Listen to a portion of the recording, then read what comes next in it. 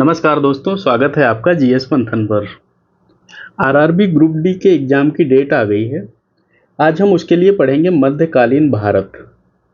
इससे पहले हमने हड़प्पा पढ़ा, हमने साइंस भी पढ़ लिया है, जो कि हमारी फिजिक्स, केमिस्ट्री और बायो तीनों से प्रश्न आते हैं हमेशा ग्रुप डी में। वो हमने कंप्लीट कर लिया है। इसमें हम वन लाइनर प्रश्न पढ़ेंगे। वैसे तो हम आपको एमसीक्यू में भी इसको पढ़ा सकते थे, लेकिन उसमें आपका समय ज़्यादा जाता है। पहले हम आपको 4 ऑप्शन बताएं, फिर हम आपको एक आंसर सही बताएं, तो इसमें आपका समय ज़्यादा जाता है। इसलिए ये पूरा वन लाइनर है। जहाँ समझाने वाला होगा वहाँ पूरा समझाएंगे, बाकी हम क्वेश्चन आंसर ये करेंगे। ये बहुत इंपॉर्टेंट क्वेश्चन है। या तो ये पहले पूछे गए हैं, उनमें से लिए गए हैं, या ये पूछे जाने की संभावना है। ये SSC, UP triple SC, UPSC यानी जहाँ पर वनडे एग्जाम होते हैं उन सब के लिए बहुत महत्वपूर्ण है। मध्यकालीन भारत यानी ये मुगलों का समय रहेगा, ये शिवाजी का समय रहेगा, मराठों का समय रहेगा।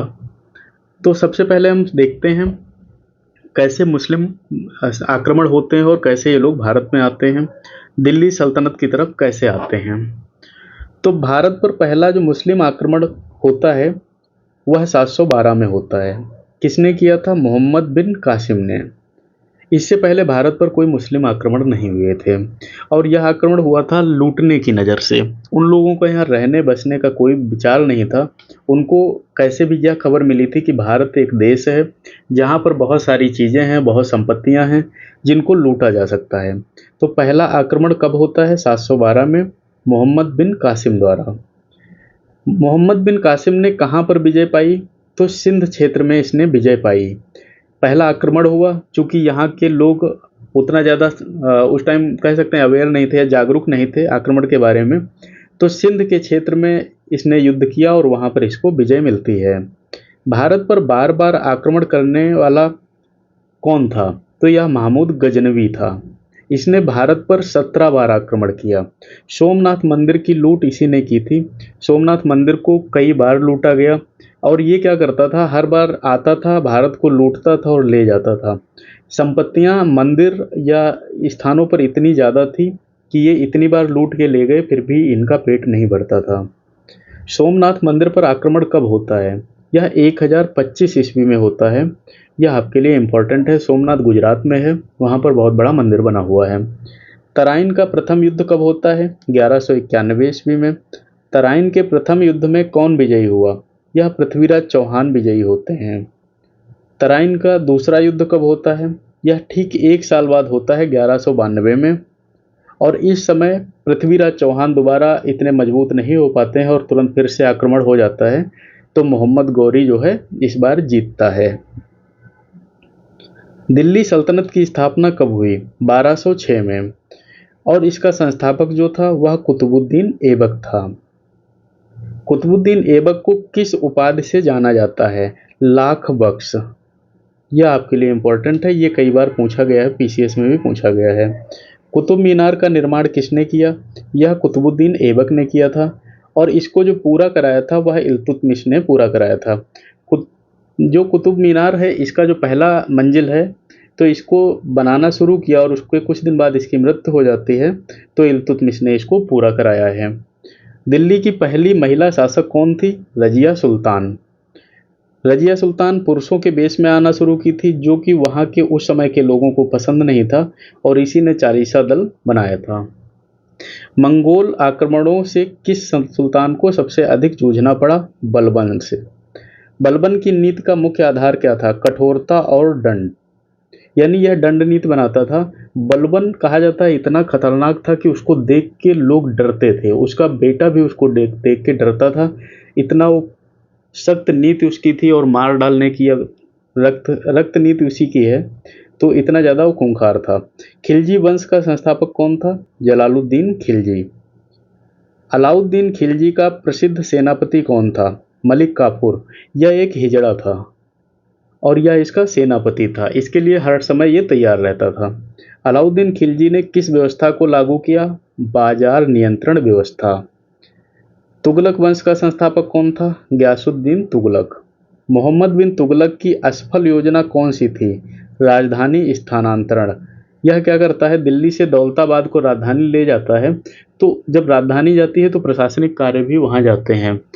इतनी दूरी चलने में इतने लोगों की मृत्यु होती है, इतना अव्यवस्था फैलती है, जिससे कहा जाता है कि यह इसकी बहुत असफल योजना थी। मोहम्मद बिन तुगलक ने कौन सी मुद्रा चलाई? इसको टोकन मुद्रा कहते थे।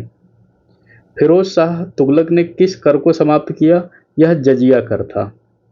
कुछ समय के लिए समाप्त किया, उसके बाद हिंदुओं पर फिर लगा दिया था।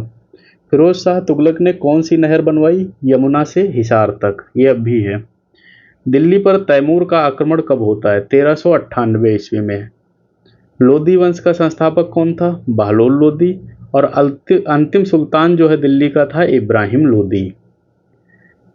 पानीपत का पहला युद्ध होता है 1526 में, और यह बाबर और इब्राहिम लोधी के बीच में होता है। विजयनगर साम्राज्य की स्थापना कब हुई? 1336 में। यह साल पूछा जाता है हमेशा। विजयनगर साम्राज्य के संस्थापक कौन थे? हरिहर और बुक्का, ये दोनों भाई थे। विजयनगर की राजधानी कौन सी थी? हम्पी। विजयनगर का सबसे महान शासक कौन था? कृष्णदेव राय। कृष्णदेव राय किस वंश से था? तुलु वंश। कृष्णदेव राय ने कौन सी प्रसिद्ध रचना रची? यह आमुक्त माल्यदा है, तेलुगु भाषा में लिखी गई है। बहमनी साम्राज्य की स्थापना कब हुई? 1347 में।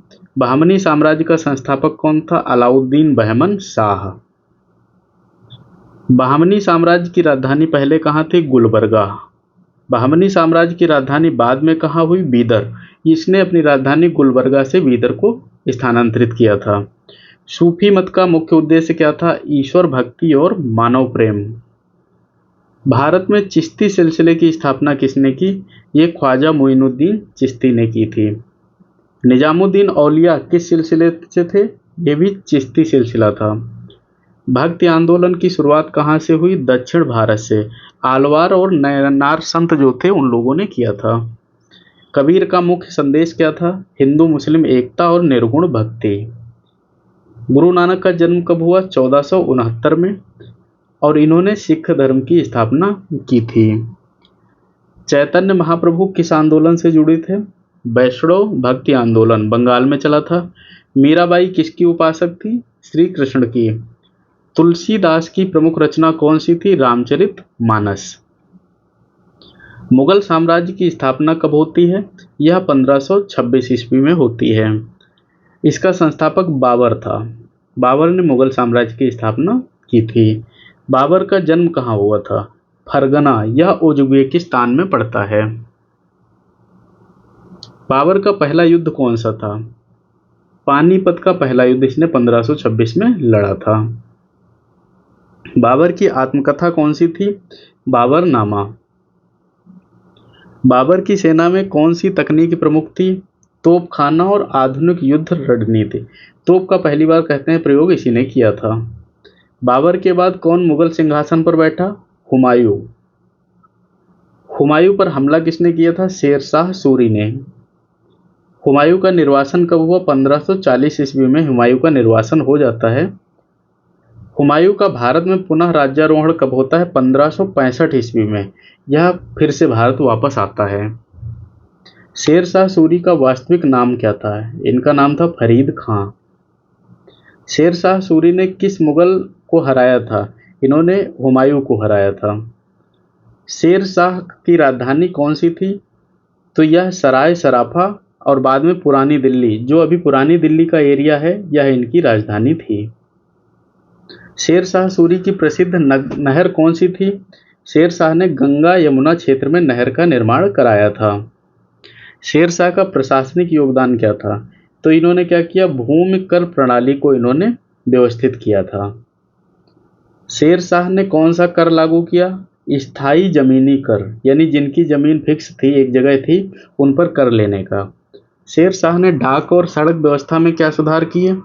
तो शेरशाह ने सराय और राजमार्गों का निर्माण कर डाक और सड़क व्यवस्था को मजबूत किया था। शेरशाह की मृत्यु कब हुई? 1545 में। शेरशाह ने कितने वर्षों तक शासन किया? यह लगभग 5 वर्ष तक शासन था। शेरशाह सूरी किस वंश से थे? तो यह अफगान सूरी वंश से थे। अकबर का जन्म कब हुआ? 1542 ईस्वी में।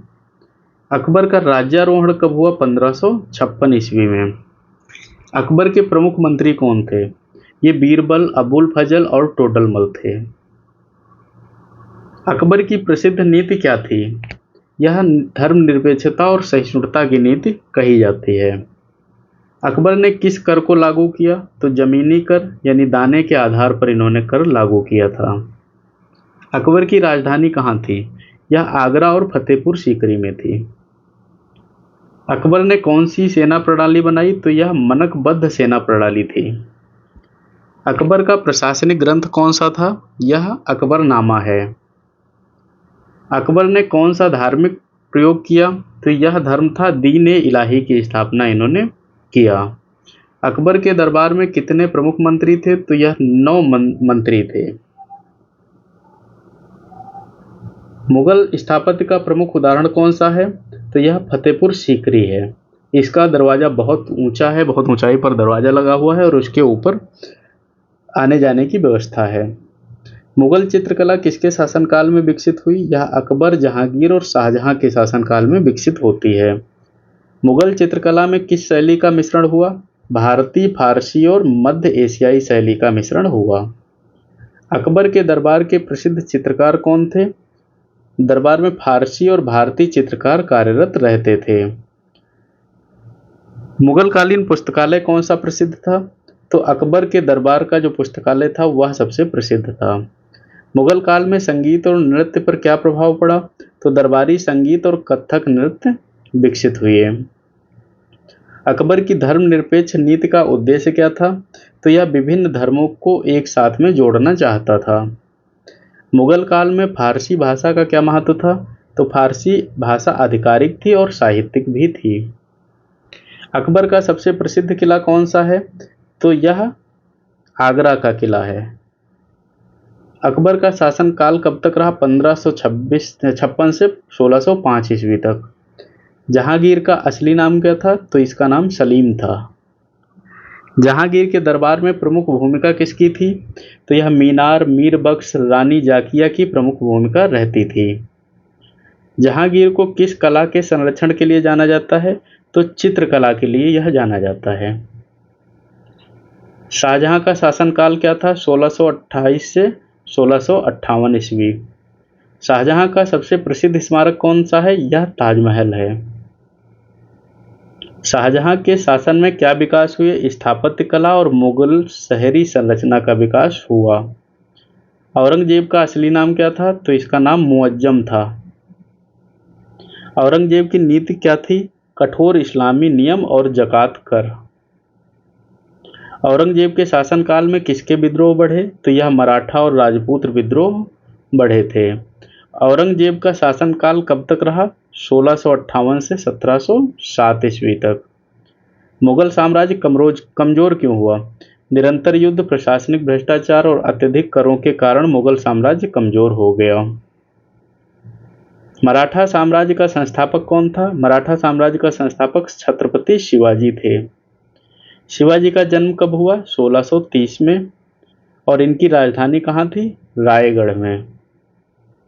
शिवाजी की सेना में कौन सी रणनीति प्रमुख थी? गोरिल्ला युद्ध नीति जो है इनकी बहुत ज्यादा प्रमुख थी। शिवाजी की प्रशासनिक नीति क्या थी? मजबूत किला प्रबंधन और केंद्रीकृत कर प्रणाली। मराठा साम्राज्य का विस्तार किसके समय में हुआ? छत्रपति संभाजी और पेशवाओं के समय में। पेशवाओं का मुख्य केंद्र कहाँ था? पुणे। सिकंदर शाह सूरी किससे संघर्ष करता था? बाबर के उत्तराधिकारी हुमायूं से। नवाबों का उदय कब हुआ? 18वीं शताब्दी के प्रारंभ में। अहमदनगर का प्रमुख शासक कौन था? मलिक अहमद निजामी। बंगाल में मुगल शासन से पहले कौन राज्य स्थापित था? बंगाल सुल्तानत। बंगाल में मुगल शासन का मुख्य केंद्र कौन सा था? मुर्शिदाबाद। देवगिरी में कौन सा राज्य स्थापित हुआ? बहमनी साम्राज्य। दक्कन में किसका प्रभाव बढ़ा? कुतुब शाह और निजाम शाह का। राजपूत राज्यों में सबसे महत्वपूर्ण किला कौन सा था? मेवाड़ का चित्तौड़ किला। रानी पद्मिनी किस किले से संबंधित हैं? चित्तौड़गढ़ के किले से। कृष्णदेव राय किस क्षेत्र के शासक थे? विजयनगर के। विजयनगर साम्राज्य की सांस्कृतिक उपलब्धि क्या थी? मंदिर स्थापत्य और तेलुगु साहित्य। उस समय तेलुगु साहित्य बहुत ज़्यादा लिखा गया था, जो कि अब भी बहुत महत्वपूर्ण है। दक्कन सल्तनत कौन कौन सी थी? अहमदनगर, बीजापुर, गोलकुंडा, बरार और बंगाल। मुगलकालीन साहित्य में प्रमुख भाषा कौन सी थी? फारसी। अकबर के दरबार में प्रमुख लेखक कौन थे? अबुल फजल और फैजी। अकबरनामा किसने लिखा? अबुल फजल ने। आकर्षक मुगल चित्रकला किसके समय में विकसित हुई? अकबर, जहांगीर और शाहजहां के समय में, जिसमें जहांगीर ने चित्रकला पर भी बहुत ज़्यादा ध्यान दिया था। ताजमहल किसने बनवाया? शाहजहां ने। कहा जाता है कि यह अपनी पत्नी मुमताज महल की याद में बनवाया गया था। मुगल काल में सड़क और सराय किसके शासनकाल में विकसित हुए? शेर शाह सूरी और अकबर के शासनकाल में। शेर शाह सूरी ने ही जीटी रोड बनवाई थी। मुगलकालीन मुद्रा कौन सी प्रमुख थी? रुपया। मुगलकालीन अर्थव्यवस्था किस पर आधारित थी? कृषि और कर संग्रह पर। कृषि उत्पादन बढ़ाने के लिए किसका प्रयोग हुआ? सिंचाई और नहरों का निर्माण। मुगलकालीन व्यापार किससे प्रमुखता होता है? तो वस्त्र, मसाले और कपड़ा। ये उस समय बहुत ज़्यादा व्यापार की चीज़ें थी। संत तुकाराम किसके अनुयायी थे? मराठी भक्ति आंदोलन के। संत नामदेव किस संप्रदाय से जुड़े थे? वैष्णव भक्ति आंदोलन से। भक्ति आंदोलन का उद्देश्य क्या था? जाति और धर्म की दीवारें तोड़ना। संत सूरदास किस देवता के भक्त थे? श्री कृष्ण के। संत मीराबाई किस देवता की उपासक थी? श्री कृष्ण की। देखिए, इनके आगे हमें संत ही लगाना पड़ेगा, इनके आगे रानी कहीं नहीं लगता है। निजामुद्दीन औलिया का प्रमुख संदेश क्या था? प्रेम और सहिष्णुता। सूफी संत किस भाषा में उपदेश देते थे? हिंदी, अवधी और ब्रजभाषा में। भक्ति और सूफी आंदोलन का सामाजिक प्रभाव क्या था? समानता और सामाजिक समरसता। अकबर ने किस धर्म को अपनाने की कोशिश की? दीन-ए इलाही। मुगल काल में किस कला का उत्कर्ष हुआ? चित्रकला, स्थापत्य कला और संगीत का। मुगल साम्राज्य कमजोर क्यों हुआ? निरंतर युद्ध और प्रशासनिक भ्रष्टाचार के कारण। मुगल साम्राज्य के पतन में किसका योगदान था? मराठा और क्षेत्रीय राज्यों के विद्रोह का। औरंगजेब के शासनकाल का मुख्य उद्देश्य क्या था? कठोर धार्मिक नीति।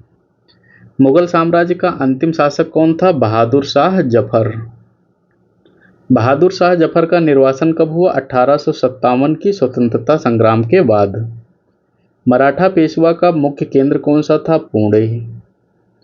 मराठा साम्राज्य का प्रमुख किला कौन सा था? रायगढ़। सिकंदर शाह सूरी ने किससे संघर्ष किया? तो बाबर के उत्तराधिकारी हुमायूं से। मुगल शासन में कर प्रणाली का मुख्य आधार क्या था? जमीनी कर और उत्पाद आधारित कर। मुगलकालीन समाज में क्या विशेषता थी? जाति व्यवस्था, धार्मिक बहुलता और दरबारी संस्कृति। तो यह बहुत महत्वपूर्ण प्रश्न थे जो मध्य भारत के इतिहास से हमारी परीक्षा में पूछे जाते हैं। यदि आप वीडियो पहली बार देख रहे हैं तो सब्सक्राइब करिएगा और लोगों को शेयर करिए, जिससे बाकियों का भी लाभ हो। मिलते हैं अगली क्लास में। धन्यवाद।